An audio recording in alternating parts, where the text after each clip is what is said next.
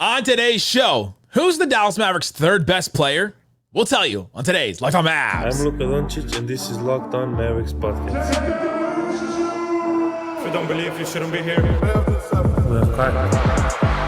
Locked On Mavs. Great, Rusty. Your daily Dallas Mavericks podcast. No one's dying. Part of the Locked On Podcast Network. Amazing. Your team every day. Still can't even build.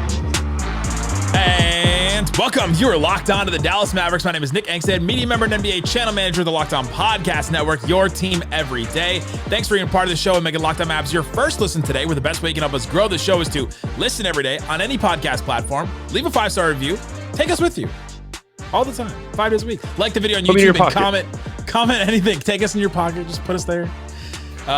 Let me know on YouTube, who do you want the Mavs to be the third? Who do you want to be the Mavs' third best player? That's what I want to know on YouTube. Who do you want? Not who should, not who will. Who do you want to be the third best player? Today's episode is brought to you by Game Time. Download the Game Time app, create an account, use that code LOCKEDONNBA for $20 off your first purchase. Terms apply. And joining me from the great Slightly Biased YouTube channel, you know him, you love him. What you got for me, Slightly Biased? Are we not letting it ride today for God Bless the USA? No. Okay. No. Hey, you heard Nick is not a patriot. I've got my Pravi DPOY shirt on. Oh, that's a great shirt. There's some pushback on our friend Swipa from Locked On Nuggets about it's a pretty big pushback about his tweet that went viral recently, and I saw that you even talked about it on your stream where KD was like, "Where are you from?" Because I saw a couple people post about like, "Oh, it's interesting, all these people that are rooting for Serbia," and I was like, "Yeah, we get it over here. Like over here, I would be rooting for Slovenia if Luka was in it." It is. People are saying it is literally not weird at all. Like we have much. If you're a fan of a team, you have more ties to the player of your favorite team that you watch 82 plus times a year over the course of 10 years. Like, of course, I'm going to root for that guy over. Why do I want? I don't want to root for Devin Booker. Like, really, I don't really want to root for like Jason Tatum.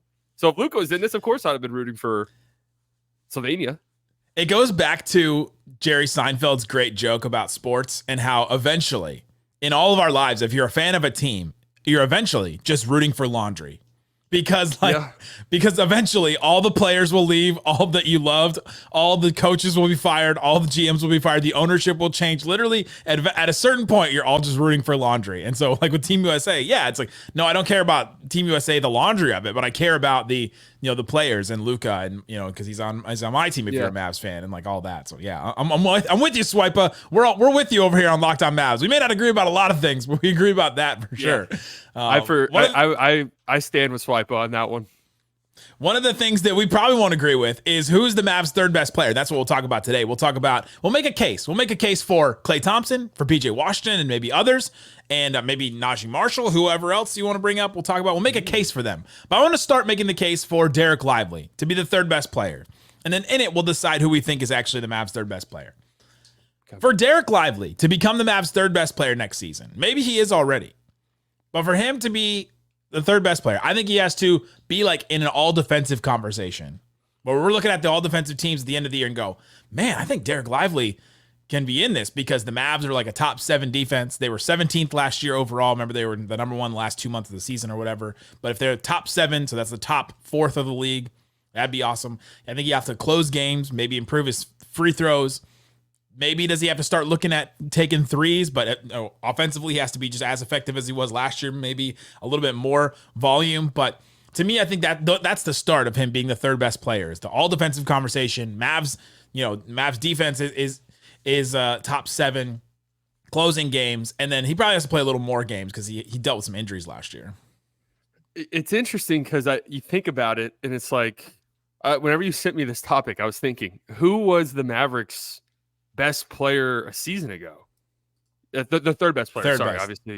Obviously we know who their best player was, but their third best player a season ago.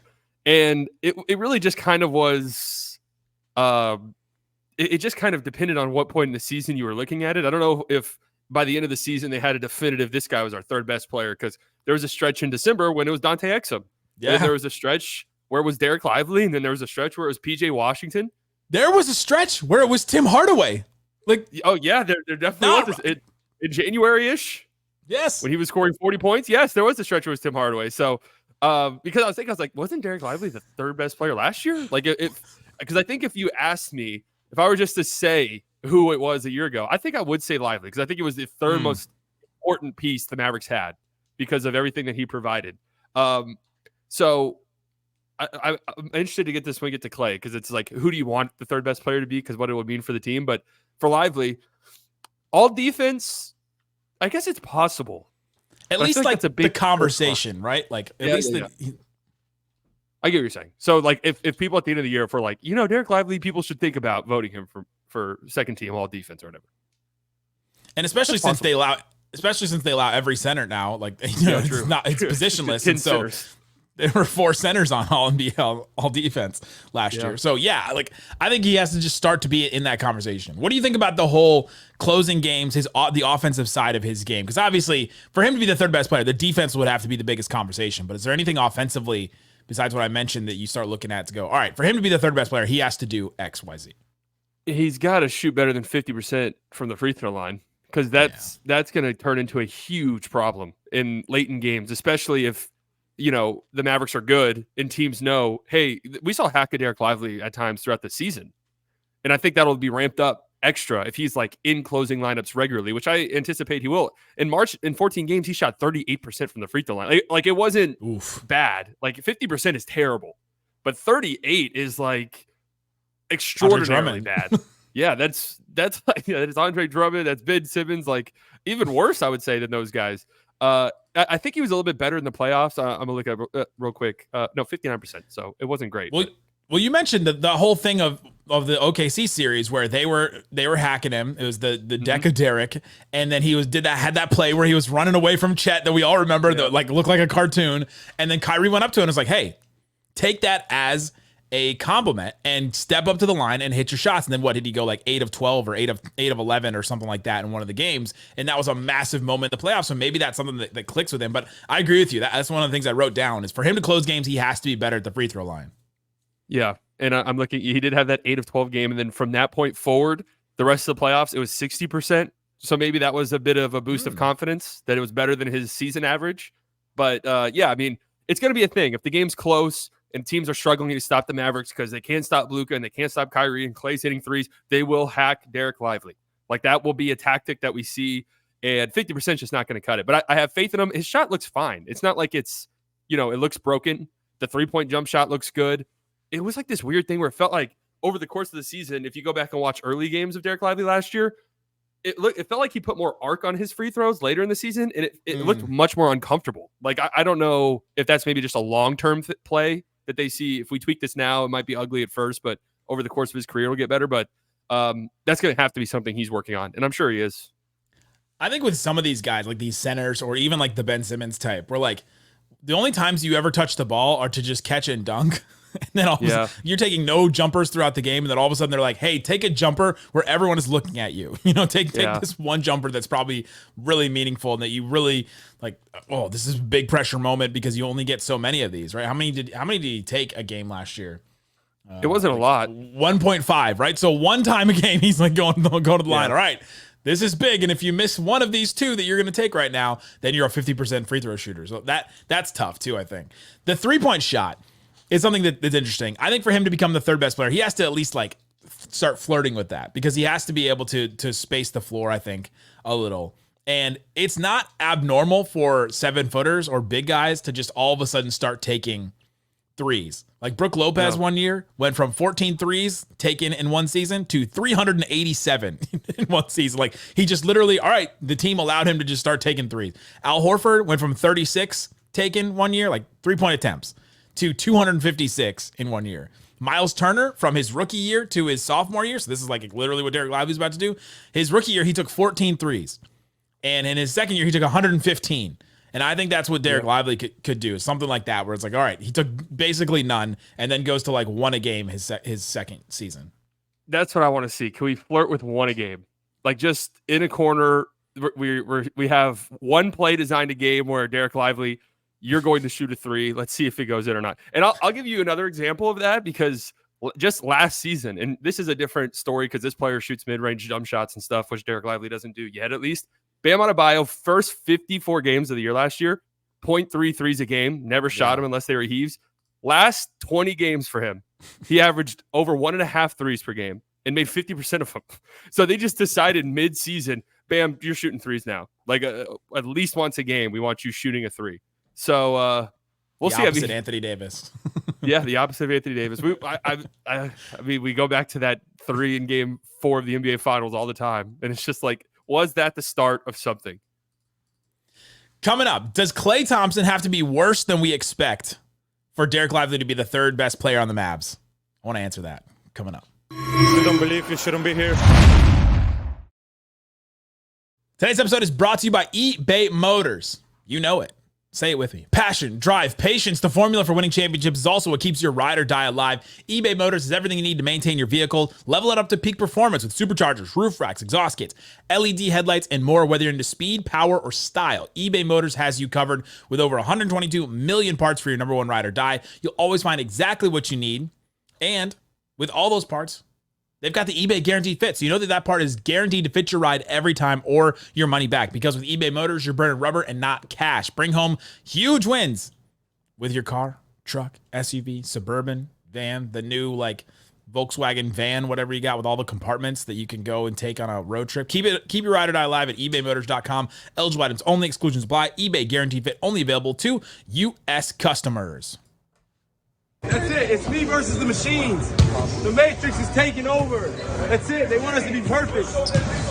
Basketball isn't perfect. It's beautiful. It's a beautiful game. Thanks, everybody, for hanging out with us on Locked On Mavs, being part of the show, part of the Raccoon Squad, listening every day. If you want to support the show, text us, get text alerts from us on Mavs rumors, watch film with us, things like that. Subscribe to the Mavs subtext. It'll be ramping up when the season comes back, and you'll want to be part of it. I'll send every rumor that I see all throughout all throughout the summer and all that.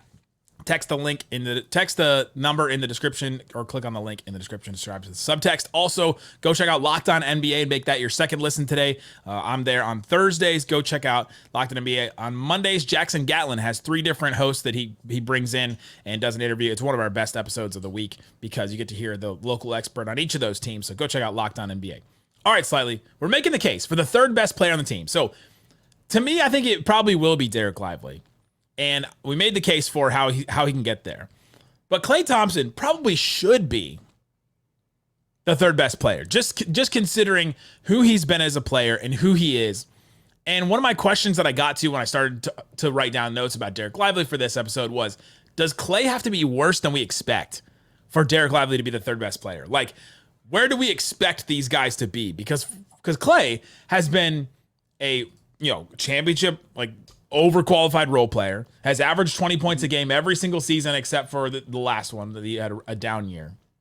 Is a knockdown three-point shooter. This offense is going to create a bunch of threes for him. He fills in gaps that the Mavs need. Defensively, that's where we have a question, but Klay should be the third best player. But so does Klay have to be worse for Dereck Lively to be considered the third best player? That's a tough question. So I think the floor is safer. The floor is safer with Lively. So you said earlier the comments, who do you want to be the third best player? Yeah. I think it's better for the Mavs if it's Klay because you know what Lively's giving you. Like we already know there's a baseline, a great rim protector, a good defender, good screen and roll guy. Like, that's what you're getting at a bare minimum for Lively, which is already good. And if he expands his game and there's a jump shot or his free throw shooting's better and his defense is just better and he's more comfortable, then he will blossom more and he'll pretty much more than likely be your third best player.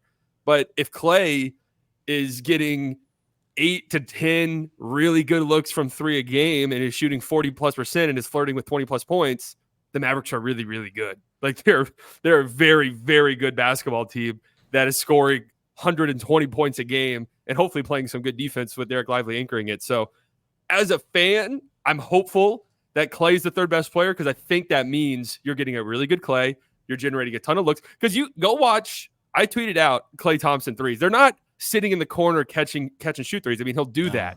But if you want to really maximize him, he's got to be flying off screens. You got to have design sets and plays for him. So we really haven't seen that. Like, that hasn't been a really big wrinkle in this Mavericks offense pretty much ever. So they're going to have to get creative. Am I worried? Maybe. Like, I'm scared that they're like, all right, we got our corner 3 guy. Like, you can't leave Klay in the corner. So we're good. It's a bit of a concern because if he's sitting in the corner, I don't know if he's going to get the opportunity. So if Klay's the 3rd best player for the Mavs, I think that's a very, very good thing. Yeah, having to add that extra layer of their offense is definitely something that we've been talking about on this show since they added him. Like they just don't have that in their repertoire right now. They didn't do those things for Tim Hardaway. He kind of came off some screens every once in a while, but I don't know. It was like a bunch of design stuff for him.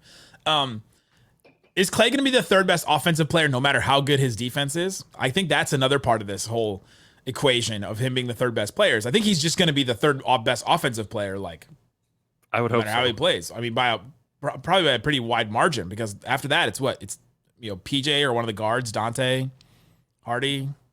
If Dante Exum is better offensively than Klay, we are in some hot water. What if Dante comes back and like he was so motivated, the Australia thing was so great for him this summer, and then all of a sudden we're like, oh my God, that Dante Exum from that stretch in December comes back, and we're just like, where was this guy? Well, if we're talking about an Olympic boost, there's somebody who you haven't mentioned could be the Mavs' 3rd best player. You know what? This is fair. Gershon Yabusele. No. I thought you were going down to the Dwight Powell route. No. He started for Canada. Yabusele's on his way. This team does need some more ass. Yeah, I mean, Yabusele would be nice, but there's going to be quite a bit of teams, I would have to imagine, sending that phone call. Yabusele in the Markieff Morris role. What record did Dwight Powell set? The best field goal percentage ever? Yeah. In Olympic history. For one Olympic or for a career? That is a great question. I don't know the answer. He shot 90%. I was looking at it today. This pretty good. Run. Pretty good. But no, Klay should be the 3rd best offensive player. For Klay, the case for him to be the 3rd best player, like he gets close to 20 points per game, right? He has 18 points last year, 22 the year before that with the Warriors. And even when they had Kevin Durant, so you're like, oh, but it's going to be Luka and Kyrie. Even when they had Kevin Durant, he averaged 20 a game. It was Steph, Durant, and then Klay was the 3rd guy. He gets, like you said, 40% on 10 threes a game, just like he did in 2023. Not that long ago, he did that. And his defense holds up in the new scheme. The new scheme makes it so he can close all the games. It works. It makes sense. The scheme makes it a little bit easier for him that he's not just having to have that, have such a burden. And then I think also that he can score a little bit on his own. You mentioned some of the shots that he takes, some of the threes that he takes, is that you design it, but then also he can take the ball off the dribble a little bit. Like you don't want him to do that a ton, and you don't want him like to rely on that necessarily. The Warriors and Warriors fans can definitely tell you don't want that all the time, but he can do those things. And if he can, then all of a sudden you're like, all right, that's the 3rd best player on the Mavs because he's filling in these gaps that the Mavs just didn't have a player to do that last season. Yeah. And even the off-ball action stuff, like just having that threat opens up a whole nother wrinkle for your offense. So it could be one of these things where Klay's floor spacing, let's just say he doesn't average 20 points and it's like 16 points just because the volume's a little bit less there with Luka and Kyrie.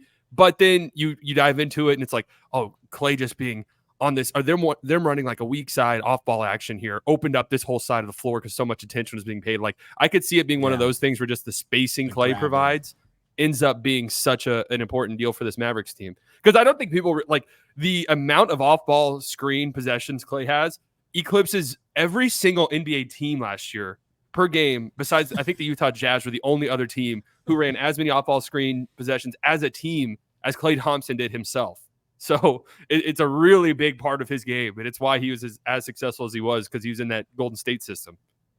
Yeah, they're apparently having training camp in Vegas, so we'll see who gets to go and all that stuff. Does that scare you? That's definitely something that they'll leave and go to Vegas. That's some people hit me up and they're like, does this mean that they're going to Vegas? No, it means they want to get him away from everything, and it's stupid hot here. I guess it's be stupid hot in Vegas too, but it's a different heat. It is very hot though, and also I think it's the ownership and like that they have facility, like they'll probably have facilities and like have access to stuff, and they'll probably treat them like, you know, I almost said Las kings. Vegas we don't Mavs. really have kings anymore. I guess we got one in Great Britain, but There's some kings somewhere, man. We're all kings. Everyone's a king in their own right, or their own kingdom. That's true. That's true. Coming up, could PJ Washington be the king of the third best player on the Mavericks? Could he be, or somebody else? I'll try to make the case of PJ Washington becoming the third best player in the Mavericks, and the Mavericks not being terrible. That's the case I'm going to make coming up. If you don't believe, you shouldn't be here. Shut it down! Let's go home! All right, Slightly, we're talking about the Mavs' third best player next season. It's kind of an interesting conversation. You mentioned who was the Mavs' third best player last season, and we talked about Tim probably had a stretch. You know, PJ probably had a stretch down the stretch there. Lively definitely did. Dante Exum kind of had a moment. I think honestly Grant Williams did at the very beginning of the season. He was shooting like 60% from three, Yeah. very early in the that. season. But I think that's a more answerable question this season, and there's actually better answers to that question this season. A second-year Dereck Lively, a Klay Thompson coming in, and then PJ Washington, I think is a guy that could make a case, and I'm going to try and make the case. Here it is. He takes a big leap forward because he's seen the playoffs. He's had the success. He's seen the NBA Finals. He's seen what it takes to get there.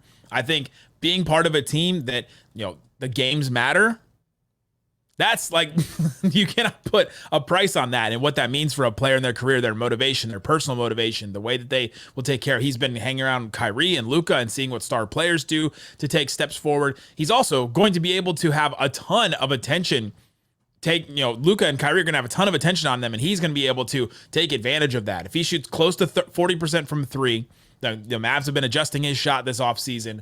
If they work on that with him, some of the post-up things we saw in the Thunder series and in some of the playoffs where the Mavs went to him, I think they could look to that a little bit more if all of a sudden, all right, there's a ton of attention. Clay's getting face guarded all the time, and then the fourth best perimeter defender is going to be on PJ Washington at all times. He's going to be able to attack that guy, and I think that if he becomes elite defensively in his role, where all of a sudden you go, oh man, we don't miss Dereck Jones Jr. that much because Clay's holding up, and all of a sudden PJ's just become this lockdown defender. And then maybe he plays five a little bit, and we see some versatility out of him. And then all of a sudden you're like, man, in the same way that like Lively was super important, like became important last season, maybe PJ becomes super important where you go, man, we can do all these different lineups and all these different things because of how good he's become this season. And all of a sudden it opens up stuff. The same way we would say Maxey in past years. We're like, man, we can play this spaced out lineup because of Maxey. Maybe PJ Washington becomes that guy, steps into that role. And then we say, man, he's the third best player because of all these different things the Mavs can do. Yeah, I mean, the case for PJ, the versatility, like you said, there is some on-ball stuff that we saw in the Thunder series, like you mentioned. Sure. And that would be the argument, is it's like PJ Washington in the Thunder series is closer to who we think he is and who he's going to be rather than, the PJ in the regular season who shot 20% on corner threes. He just didn't know how to shoot corner. And then the playoffs happened and he couldn't miss corner threes. But like 18 points a game in that Thunder series. In the playoffs, the playoffs, the announcers were like, PJ Washington with the corner three. That's what he does. And we're like, you're like, okay, we just started watching because that's not what he's been doing here. But all right. But we say the third best player. PJ was like the second best player in that Thunder series. Felt like it. Because with how much attention Kyrie was getting, and he was just pretty much getting taken out of the games. Like PJ Washington, if he doesn't score 18 points a game, 47% from three, that's a completely different series.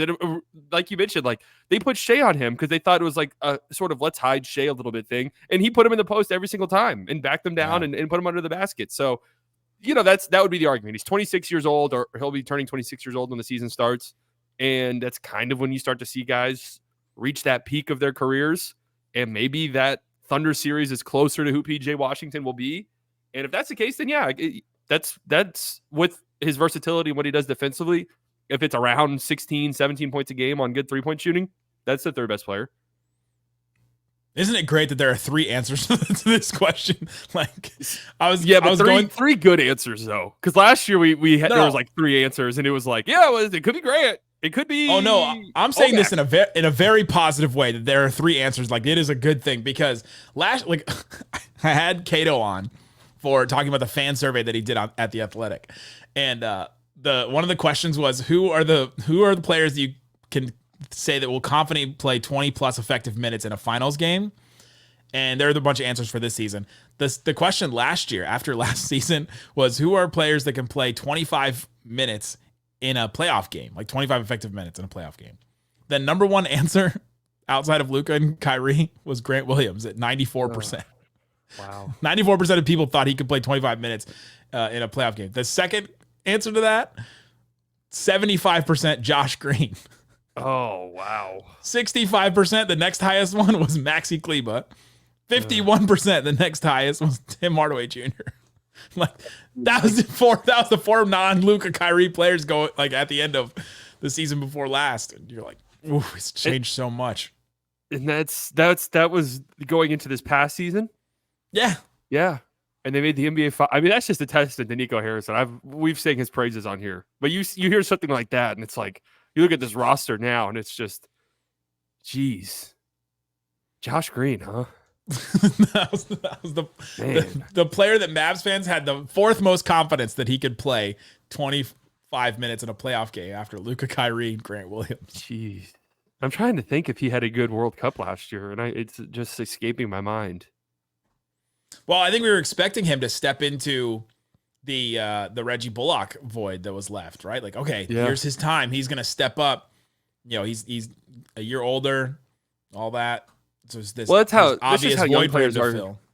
When a young player enters the league and like shows flashes of being a good rotation player early, your brain just automatically skips steps. Like, oh well, then he can develop into this too. But sometimes they're just Josh Green is who Josh Green is. I came to that conclusion during the season before the trade. Like this is just who Josh Green is, and I mean, God bless him.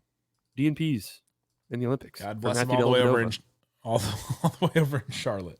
I think you were about to say China. I was about to say that's a little mean, dude. Charlotte is very far from China. But in basketball terms, is it? Is there a case for anyone else? Is there a case to be made for Najee Marshall? I feel like if Najee Marshall is the third best player, something has gone very wrong. And that's not. I don't think he has the skills that you would. That's not what you brought him in here to do.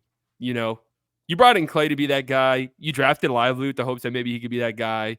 You trade a first for PJ Washington, thinking he could maybe be that. You don't bring in Dereck Lively for under the mid-level, or I'm sorry, Najee Marshall, and say you're going to be our third best player. I feel like something would have to go wrong there, right? I mean, or could it go really right for Najee Marshall, and all of a sudden he steps into this role, and you're like, oh my god, he is so awesome in that spot. Maybe it would be pretty surprising. I like how you went all doom and gloom, like. Well, I'm just that's everything not was screwed up.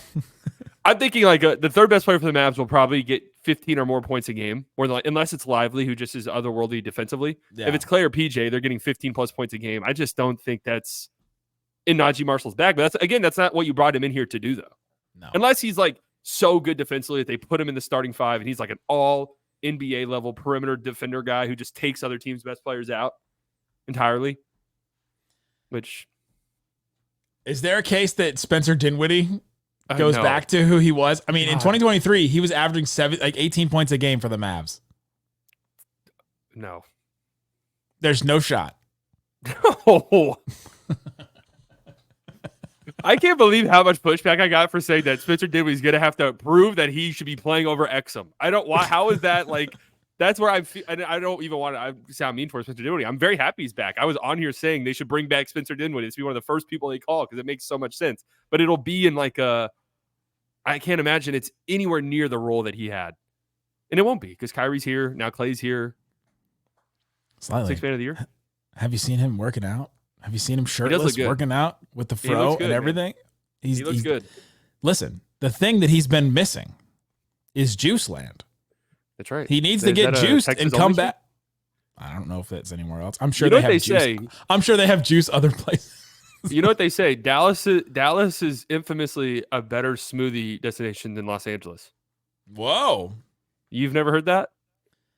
I've not. People verbatim say that. And if he comes back and regains his powers, by the way, I went to a smoothie place the other day. I went to a smoothie place and I was like, all right, I'm going to get a mango smoothie and I'm going to, I added like protein. I added the spinach like pack. It was $10 for a smoothie. Yeah. And then I looked at their website. I won't say what the company was, but it was like I went on their website. There's 94 grams of sugar in my smoothie. I draw the line at like I'm a big convenience guy. I draw the line at smoothie shops. 94 grams of sugar is 2 Mountain Dews and more. Like, because a Mountain Dew is like 40 grams of sugar. I draw the line at smoothie stores.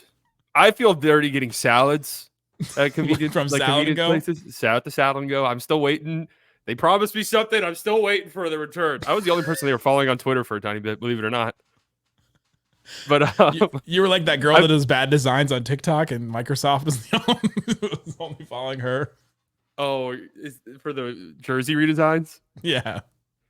I was wondering if people didn't. I always see those on Twitter, and I always wonder if people are posting them ironically. Because sometimes I'll just be like, that looks really bad. But I don't want to. I have a friend that started to do jersey designs on Twitter, and then he got hired, and now he works for the NBA and does design for them. Really? Yeah, shout out to Spoons. He doesn't like being called Spoons. Shout out to Seth. Shout out to Seth then. Shout out to Seth.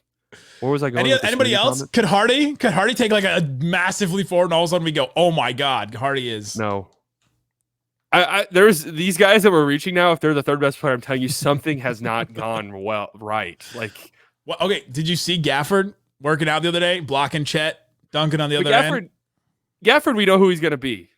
There's not like really a ceiling for Gafford to blow past. It's like how I feel with Exum too. Like we know who Exum's going to be.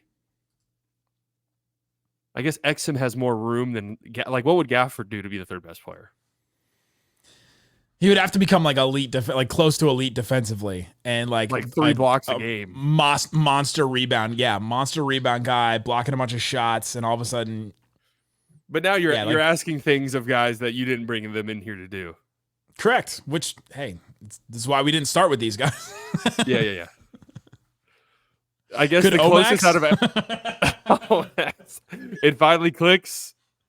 Man, you know who I would have said actually has some potential, but unfortunately he's gone? Alex Fudge. Thanks, everybody, for hanging out with us on the Locked On Mavericks.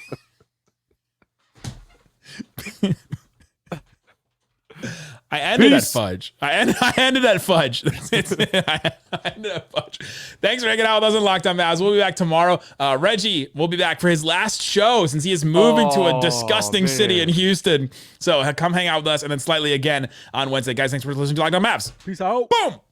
We'll miss you, Reg.